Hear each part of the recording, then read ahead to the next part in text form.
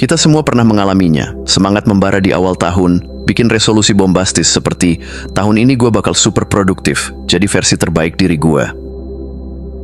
Tapi seminggu berlalu, terus 2 minggu, tiba-tiba kita malah maraton nonton serial favorit sambil bilang, besok deh mulai seriusnya. Masalahnya, besok seringkali nggak pernah datang. Kita tahu persis apa yang harus dilakukan, mulai proyek, olahraga, belajar, tapi tetap aja nggak ada aksi nyata. Hasilnya, rasa bersalah mulai merayap pelan-pelan. Kita mulai merasa gagal, lalu ngejustify. Ya udah deh, emang guenya yang gini. Tapi masalahnya lebih dalam dari sekadar malas. Ini soal siklus yang berulang. Punya ambisi, lalu nggak mulai, lalu rasa bersalah, lalu menyerah, lalu ulang dari awal tahun depan dengan resolusi yang sama. Kayak lagu yang di-replay terus tanpa ujung. Dan tahu nggak, siklus ini nggak cuma bikin kita stuck, tapi juga ngerusak rasa percaya diri. Jadi, gimana cara keluar dari lingkaran setan ini? Yuk, kita bongkar akar masalahnya di bab selanjutnya.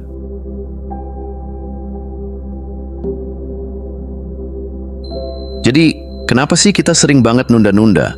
Banyak yang bilang, gue kebanyakan distraksi nih, gara-gara media sosial. Terus buru-buru hapus semua aplikasi atau pakai mode Do Not Disturb. Masalah selesai? Enggak juga. Prokrastinasi itu ibarat es gunung. Distraksi cuma yang kelihatan di permukaan, tapi di bawahnya ada raksasa bernama inersia. Inersia ini konsep fisika sederhana. Benda cenderung diam aja kalau nggak ada yang dorong. Nah, otak kita ternyata sama persis. Kita diem, malas mulai. Karena tugas yang kelihatan gede jadi terasa berat banget buat dijalani. Misalnya nih, tugas nulis makalah 5.000 kata. Otak langsung panik, waduh banyak banget, gimana mulainya? Akhirnya, kita malah nonton video kucing lompat-lompat. Intinya, inersia itu bikin kita ngerasa tugas tuh kayak gunung tinggi banget. Padahal kalau mulai dari langkah kecil, gunung itu nggak setinggi yang dibayangkan.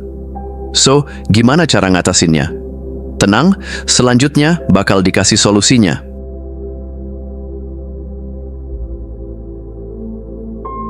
Oke, sekarang kita tahu inersia itu yang bikin kita stuck. Tapi gimana cara ngelawan? Jawabannya, mulai dari langkah kecil. Beneran kecil banget. Kenapa? Karena bagian tersulit dari segala aktivitas itu bukan ngerjainnya, tapi mulainya. Ibarat mau lari pagi, tantangan terberat tuh bukan larinya, tapi bangun dari kasur yang nyaman itu. Triknya, bikin target sekecil mungkin sampai otak nggak bisa nolak. Misalnya, mau nulis esai, tulis 50 kata aja dulu. Mau olahraga, gerakin badan 5 menit aja. Mau beres-beres, bersihin satu sudut meja aja. Ketika targetnya kecil, otak nggak merasa terintimidasi. Bahkan seringnya, begitu mulai, malah keterusan. Rasanya kayak, udah mulai nih, sekalian aja dilanjutin. Intinya, langkah kecil itu kayak tombol start yang bikin mesin jalan. Yang penting, mulai dulu. Jangan nunggu mood sempurna, karena mood suka PHP. Nah, selanjutnya bakal dikasih trik yang lebih praktis lagi.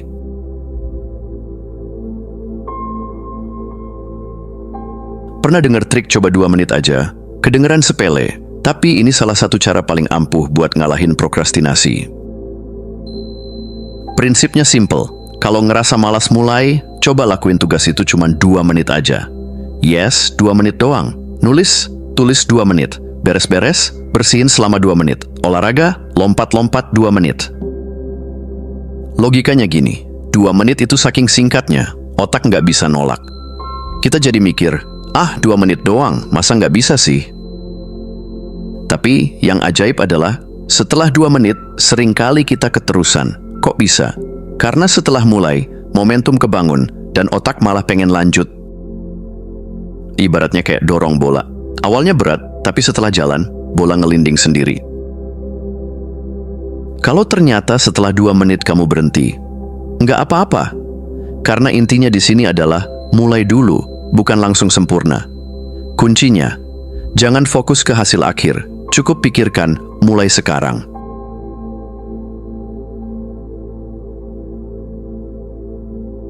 Pernah dorong mobil mogok? Awalnya berat banget kan? Tapi begitu mulai jalan, dorongnya jadi lebih enteng. Nah, Ini persis yang dijelasin sama prinsip fisika. Benda yang bergerak cenderung tetap bergerak. Prokrastinasi itu kayak mobil mogok. Mulai pertama kali emang berat banget. Tapi begitu kita ngasih dorongan kecil, ingat trik 2 menit tadi, sesuatu yang keren terjadi. Momentum kebentuk. Otak kita kayak bilang, udah mulai nih, sekalian aja lanjut. Contohnya gini, setelah nulis 50 kata, tiba-tiba jadi pengen nambah lagi. Setelah olahraga 5 menit, jadi pengen lanjut 15 menit. Setelah bersihin meja, malah beresin satu ruangan. Rahasianya, mulai kecil, biarin momentum yang ngambil alih. Jangan ngandelin kemauan keras terus, karena motivasi itu naik turun. Yang penting, kasih dorongan awal. Jadi kalau ngerasa stuck, ingat, dorongan pertama itu yang paling penting. Mulai aja, walau cuma dikit. Selanjutnya kita bakal ngejelasin gimana prinsip ini bisa dipakai di semua aspek kehidupan.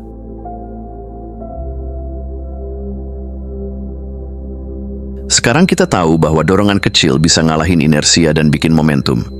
Tapi, gimana cara pakai prinsip ini di kehidupan nyata? Santai, akan dikasih contohnya biar relatable. Dalam olahraga, jangan mikir harus langsung nge-gym 2 jam. Coba mulai dengan 5 menit aja, misalnya stretching atau plank. Biasanya, udah mulai gerak, malah jadi semangat lanjutin.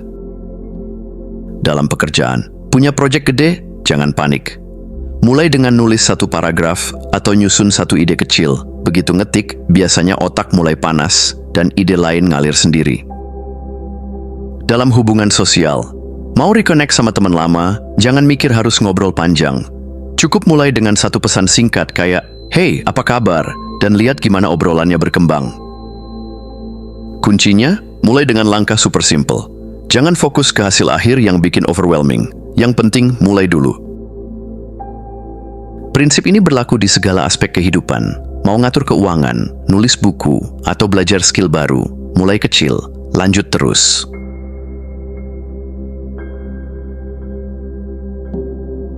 Siapa sangka langkah kecil bisa bikin perubahan gede? Nah, ingat kutipan legendaris dari Martin Luther King. You don't have to see the whole staircase, just take the first step. Artinya, kamu nggak perlu tahu semua detail perjalanan atau gimana cara nyelesain semua masalah langsung. Cukup fokus ke 1 langkah pertama. Mau belajar bahasa baru, mulai dengan 1 kata per hari. Ingin hidup lebih sehat, ganti 1 camilan aja dulu dengan yang lebih sehat. Punya mimpi nulis buku, cukup 1 halaman atau bahkan 1 paragraf sehari. Perubahan besar itu kayak bangun tembok. Setiap langkah kecil adalah batu bata yang bikin tembok itu makin kokoh. Bisa jadi hari ini kelihatannya nggak ada progres gede, tapi percaya deh, tiap langkah kecil yang konsisten bakal ngeubah hidup kamu pelan-pelan. Ingat, yang penting mulai. Langkah kecil hari ini, kalau diulang terus, bakal jadi perubahan luar biasa di masa depan. So, apa langkah kecil pertamamu hari ini? Terima kasih sudah menonton. Jangan lupa untuk klik tombol like, subscribe, dan tinggalkan jejak di kolom komentar. Kami sangat menghargai setiap dukungan dari kalian. Semoga hari-hari kalian menyenangkan dan sampai jumpa di video selanjutnya.